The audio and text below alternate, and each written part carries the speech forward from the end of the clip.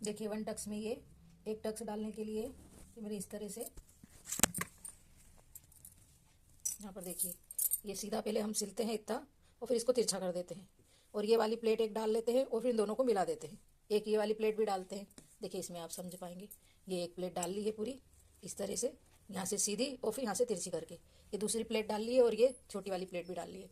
अब इन दोनों प्लेटों को मिला दिया है इस तरह से, यहाँ से इसमें लेके और इस प्लेट को इससे मिला देंगे हम। यहाँ पर एक प्लेट ये डली है, इस प्लेट को यहाँ से तिरछा सिलना 2 इंच तक और फिर इसको यहाँ तक डाल लेना है जो हमारा टक्स पॉइंट से 10 इंच पे आया है। और फिर इन प्लेटों को हमने मिला दिया सिल के। देखिए एकदम से परफेक्ट दिखेगा आपको ये, देखिए उठा हुआ एकदम से बराबर। तो इस तरह से आप बिल्कुल बनाएं, आपका ब्लाउज बहुत अच्छे से बनेगा। ये देखिए प्रिंसेस जैसा। इसका फायदा यही रहता है कि हमारा ब्लाउज कटता नहीं है, टुकड़े नहीं होते हैं और उससे फिटिंग तो बहुत बढ़िया आती है और कपड़ा हमारा बाद में ब्लाउज जल्दी खराब नहीं होता, नहीं तो सिलाई से ही खींचता है। अब इसमें भी हम प्लेट मिला लेंगे तो ये बराबर परफेक्ट हो जाएगा। गले में हम राउंड में पाइपिंग लगाएंगे, तो पाइपिंग सीखिए। फिर आप पहले हम प्लेट को मिला लेते हैं। ये देखिए इस तरह से यहाँ पर ये वाली प्लेट मैंने मिला दी है, तो देखिए इसका कितना अच्छे से उठाव आ रहा है और ये बराबर हो गई है। अब ये वाली प्लेट भी हम यहाँ से इसको यहाँ से सिलाई से मिला के सिलाई लगा देते हैं।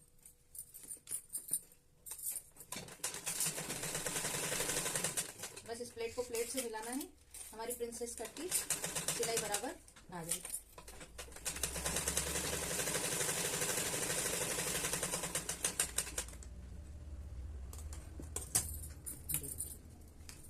इस तरह से ये प्रिंसेस कट का शेप आ गया यहाँ पर। देखिए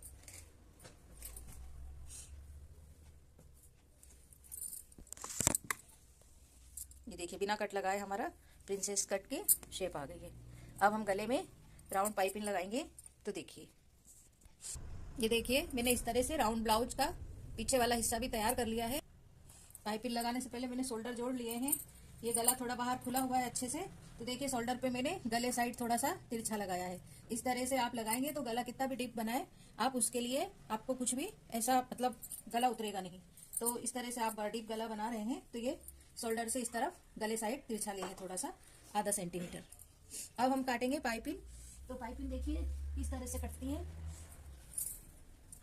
ये जो ओरेब कपड़ा रहता है, जैसे इस तरह से हम देख सकते हैं, ऐसे ऐसे तिरछा खिंच रहा है तो हम इसमें से ओरेब पट्टियां काट सकते हैं। तो ओरेब काटने के लिए देखिए ये तिरछा कपड़ा है, यहाँ से ये ओरेब है यहाँ, तो हम यहाँ से पट्टी काटेंगे। तो इस तरह से हम पट्टी काट लेते हैं।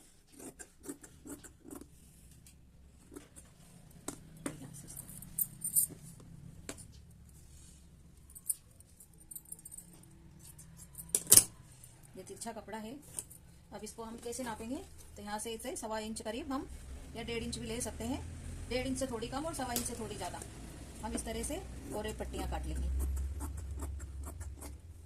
अब इसके कोने जो तिरछे निकलेंगे वो तिरछे कोने को हम तिरछे कोने से ही जोड़ेंगे। तो देखिए एक पट्टी और निकाल कर मैं आपको जोड़ना बताती हूँ।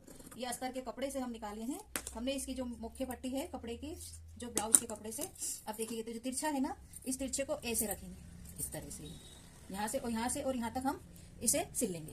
तो ऐसे सिलने के बाद हमारी पट्टी बराबर से जुड़ेगी और सीधी हो जाएगी। इसको कोने से हम लगाएंगे।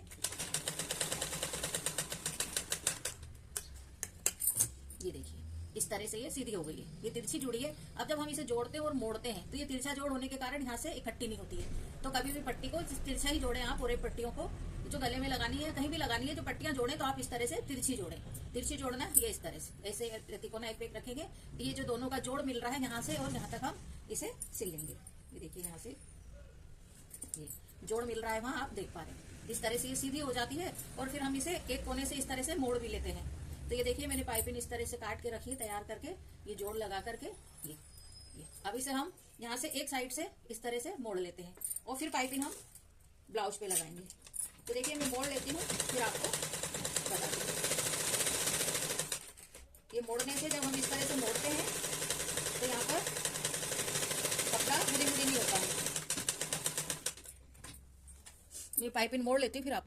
ये देखिए इस तरह से हमने पट्टी को मोड़ दिया है और अब यहाँ से हम गले से शुरू करते हैं, आगे के गले से लगाना। तो इसे हम आधा इंच बाहर निकाल देंगे और इस तरह से मोड़ लेंगे और मोड़ करके हम यहाँ पर इसे लगाना शुरू करते हैं। तो जहाँ गोल आई आएगी, जहाँ पर गोलाई आए वहां पर हमें पट्टी को थोड़ी सी खींचते हुए पकड़ना है ताकि हमारा गला एकदम ढीला ना रहे। तो हम पट्टी को हल्की सी खींचेंगे जहां पर गोल होगा। आप चाहे तो इसे पिन से भी अटैच कर सकते हैं, या फिर हाथ से आप कच्चा भी कर सकते हैं, मोटा मोटा कच्चा करके और फिर बाद में फाइनल टच देंगे। अगर आप नए सीधी सिलाई है तो कोई खींचने की जरूरत नहीं। अब ये थोड़ी फिर पीछे की गोलाई आ गई है तो हम इसे फिर थोड़ा सा खींचते ही रहेंगे।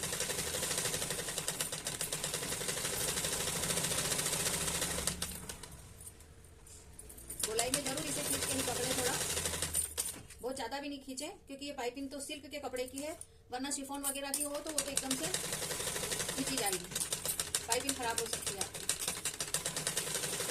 इसलिए ये भी ध्यान रखें कि एकदम भी जोर से ना खींच दें आप।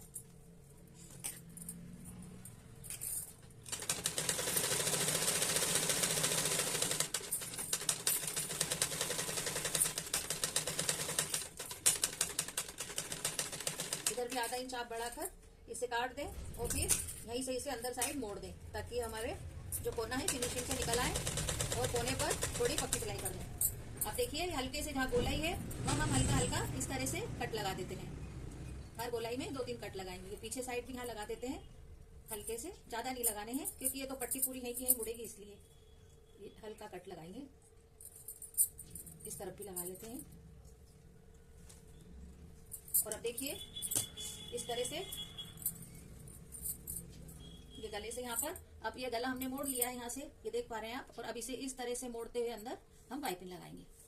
इस तरह से देखिए यहाँ से इसे मोड़ लिया, मोड़ करके अब ये जो हिस्सा है इसका जो सिलाई वाला, इसको हम अंदर पाइपिंग के दबाएंगे तो पाइपिंग हमारी बिना अगर किसी डोरी के अच्छी मोटी सी फुली फुली बनेगी। देखिए इस तरह से एकदम बारीक पाइपिंग हमारी निकल के आएगी।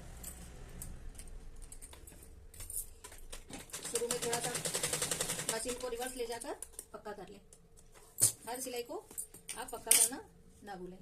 इस तरह से अंदर दबाते हुए बिल्कुल थोड़ा थोड़ा पकड़े और अंदर दबाते हुए इस तरह से यूं अंदर ये कपड़ा अंदर दबाएंगे और इसको इस तरह से यूं ले लेंगे, इस तरह से, तो हमारी पाइपिंग एकदम से बराबर लगेगी। फिर लाइट चली गई। ये देखिए कितने अच्छे से पाइपिंग लग के तैयार हो गई है, राउंड शेप में अच्छी बिल्कुल परफेक्ट पाइपिंग लगी है। ये देखिए ये आगे का गला है एकदम राउंड शेप में बढ़िया। आप देख सकते हैं पाइपिंग एकदम उठी हुई फूली हुई लगी है। ये इस तरह से कितनी सफाई से लगी है, पीछे भी देख सकते हैं आप। तो इस तरह से आप पाइपिंग लगाना सीख गए हैं। अब इसकी मैंने पफ स्लीव तैयार करी है, तो देखिए वो किस तरह से बनाई है मैंने। ये यहाँ से तो अलग कपड़ा काट लिया था, कटिंग में बताया है मैंने, और ये वाला हिस्सा हमने ज्यादा लिया था दोनों साइड से। मैंने इधर से पहले ये पूरी पट्टी ले ली थी और यहाँ से इसे इतना ज्यादा लिया था, कम से कम 12 इंच ज्यादा लिया था, तब हमारी ये पफ ज्यादा आई है। इसमें जो एक्स्ट्रा कपड़ा था उसे हमने पफ में बना दिया है। अभी इसमें हम पाइपिंग बताई है, अगले ब्लाउज में हम आपको पफ स्लीव भी सिखाएंगे। Thank you for watching. आप फिर पूरा ब्लाउज आपको मैं बताती हूँ स्लीव्स जोड़कर। पिछले वाले उसमें मैं आपको स्लीव्स जोड़ना बता चुकी हूँ। ये आगे वाले हिस्से में हम जो आधा इंच कटिंग करते हैं वही स्लीव्स का भी आगे वाला हिस्सा जो रहता है वो वाला ही हम जोड़ते हैं। जैसे इसमें भी देखिए पफ से फिर भी मैंने इसमें आधा इंच का शेप दिया है, तो इस शेप से शेप वाला हिस्सा ही जुड़ता है। इस तरह से यहाँ पर हम ऐसे जोड़ेंगे इसको।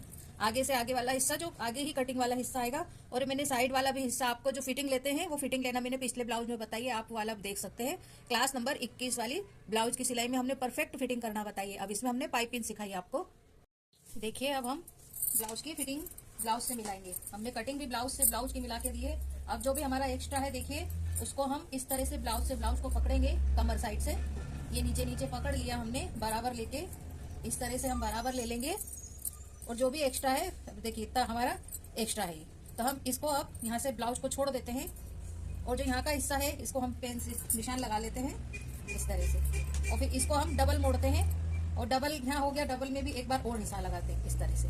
तो देखिए इस तरह से ये 4 हिस्सों में बट गया, 1 और ये 2 और ये बीच का 4 हिस्सा। तो हमारा इतना हिस्सा एक साइड मुड़ेगा।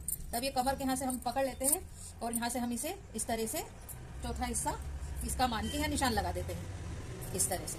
ये हमारा यहाँ से मुड़ेगा। ऐसे हम दूसरी तरफ भी निशान लगा देते हैं जितना हमारा चौथा हिस्सा आया है। ये देखिए हमने 1 इंच लूजी ली थी, ज्यादा भी नहीं आ रहा है। अब आस्तीन का भी मिलाएंगे।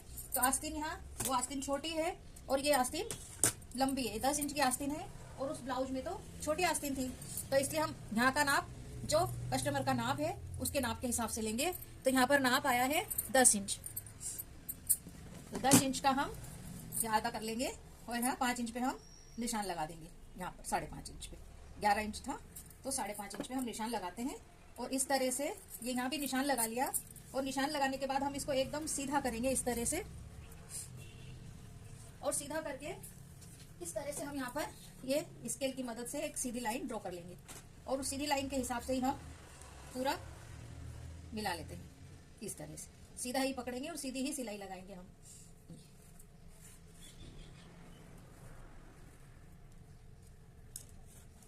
इस तरह से ये सीधी सिलाई लगा ली, और ये इस तरह से हम एक सिलाई किनारे से भी और लगाएंगे। इस तरह से आप कमर का हिस्सा बराबर नाप के मेजरमेंट ले सकते हैं। ये ब्लाउज से ही ब्लाउज की कटिंग भी और ब्लाउज की फिटिंग भी मिल गई। यहाँ पर जब हम लेंगे तो देख लेंगे हम सीधा करने के बाद, वो मैं आपको अगली स्टेप में बताती हूँ। पहले फिटिंग मिला लेती हूँ।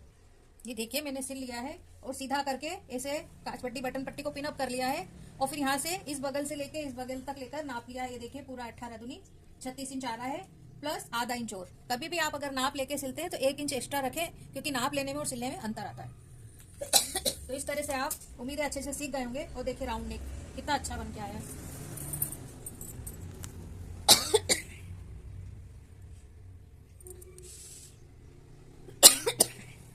ये पॉप स्लीव 36 चेस्ट का परफेक्ट नाप से blouse. Thank you for watching. Channel subscribe करें। ब्लाउज से नाप लेना, कटिंग करना, और ब्लाउज से ही नाप लेकर हमने सिलाई करना सिखाया और फिटिंग मिलाना। थैंक यू, धन्यवाद। चैनल सब्सक्राइब करें।